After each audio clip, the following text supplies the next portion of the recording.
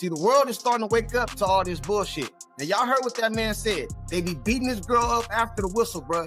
Beating her up, man. And all y'all want to do is tell us, we casual fans, we don't know basketball. This is a physical sport. Man, ain't no physical sport. It's hate and jealousy, bro. And they be beating that girl up, man. And the WNBA allow this shit, bro. But like he said, the world's biggest star.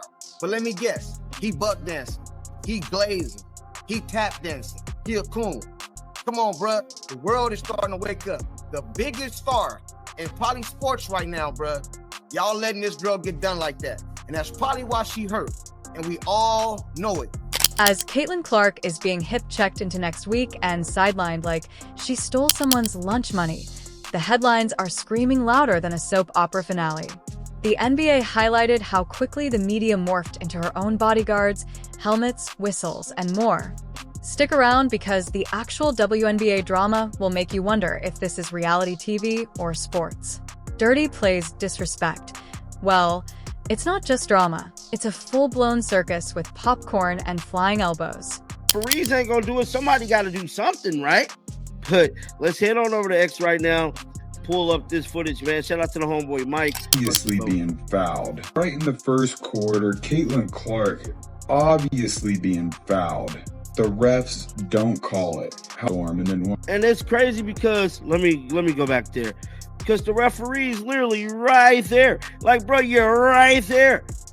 At some point, someone chose to take a dictionary, tear out the section about physicality, and replace it with a page from a WWE script. Suddenly, drive-abys take the place of shoulder checks, and hard screens begin to resemble assault charges.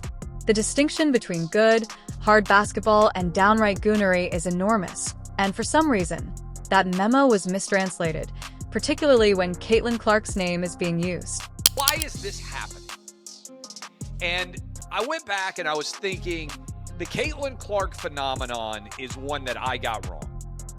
I never really thought that Caitlin Clark would make the difference that she has in college basketball or in the WNBA. There are, the WNBA opening game for Caitlin Clark set all-time records.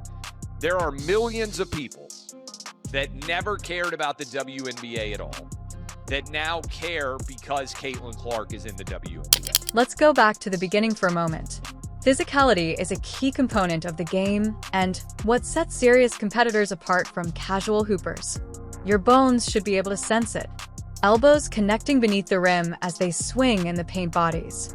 Nobody wants the league to become a spa getaway with scented towels and little physical contact since it's basketball, not ballet. The problem isn't physicality, though, but rather when basketball toughness turns into target aisle tackling practice. I can relate to that young lady. I know what it's like to be hated. I know what it's like to be a black woman and hated because of my color. Yeah. I can't imagine this young lady. I don't want to use hate, but despise. And people just having, she brought some on herself a little bit because she's cocky for a good reason. Confident. And I love that about her. But to watch the dynamics and the media, they had their narrative. And I was pleased and proud to see the narrative wasn't true. Right. And the media act as like they are blind, tone deaf, and suddenly colorblind. They also seem to have forgotten how replays operate. When Caitlin is flattened, they go into full Helen Keller mode. There is nothing to see, no sound, no statement, just tumbleweeds rolling across ESPN panels as another video of her striking the hardwood goes viral. She is hacked like she's in a Mortal Kombat demo reel, and instead of being sent flying, she receives silence, crickets, and possibly even a shrug. Start finding these women, bruh. Finding them, suspending them, and make an example out of somebody, bruh. We ain't gonna tolerate this shit, homie. We not gonna be tolerating this shit right here. What's that guy's name that's getting ready to come to the NBA? The white dude? I can't think of his name right now. The rookie that's going to Dallas. I guarantee you, man, they is not gonna be letting that dude get treated like Caitlin Clark, bruh. And all the men in the WNBA ain't gonna be jealous and shit neither, bruh. We know what we see, bruh. The problem is this, man. A lot of people don't like Caitlin Clark, bro. They just hate the girl so much, man, that they just can't even when the truth is staring them in their face, they chose to go the other way, bruh. Now that's what you call hate. Now compare that to Michael Jordan during the NBA's heyday. He was occasionally mauled like a Thanksgiving turkey, but guess what? He went to the line where there were whistles and consequences. You could bulldoze MJ, but you had better be prepared to see him smirking at the free throw line seconds later. That's how basketball was officiated in the past, with real logic. But in the WNBA, the referees react to Caitlin's body slamming with the zeal of a DMV employee on a Friday afternoon. But here's the funny part. When fans point out the ridiculousness, the supporters of this chaos emerge as though it's their civic duty to protect uncalled fouls. They discuss physicality as though it were a sacred ritual or a misinterpreted art form, as if lining someone's clothing is some noble act of resistance. They claim that it's the culture, as if it was forged in basketball fundamentals. The next thing you know, they'll be handing out brass knuckles at tip-off and calling it team strategy. But with all that being said, the WNBA referees has been having issues with getting these calls right when it comes to Caitlin Clark and the Fever, bruh. And I'm telling you, we have another case of that. And shout out to all the fans that, put these TikToks together, put these videos together, kind of, breaking down everything that has happened with the WNBA referees, because we have another game and we have another situation where WNBA referees fail to make the right calls against Caitlin Clark and the Fever. But then people want to get mad when Sophie Cunningham pretty much did what she did. If Caitlin were anyone else, there would be panel discussions, therapist couches, and Oprah specials about protecting women in sports, but she is too successful, too popular, and way too blonde for the narrative to easily wrap itself around her. As a result, rather than justice, we get glorified violence excused as gritty defense. Let's just call it what it is. Some of these hard fouls would be felonies outside of an arena. The irony is that if physicality had a public relations team, they would be bringing defamation cases.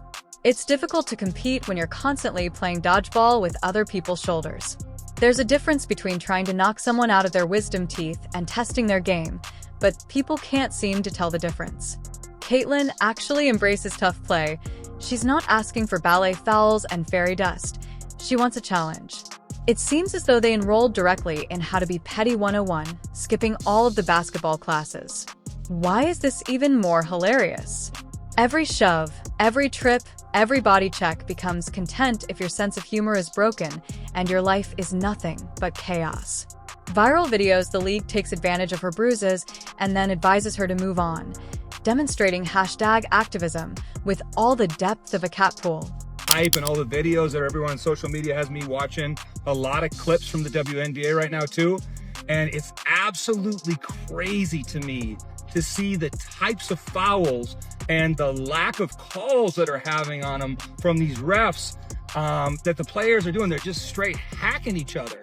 And we wouldn't even allow that at our kids' games that we go to watch, let alone in the NBA. And it's just wild to me that you have somebody that took stadiums which only had 7,000 people in them to attend live games to completely packed and tripling the ticket prices. Meanwhile, the same media sites that previously claimed she was overhyped are now covertly sharing pictures of her black eye for engagement. A contemporary sports romance injured her and then made money out of her recuperation. And let's not forget about those referees.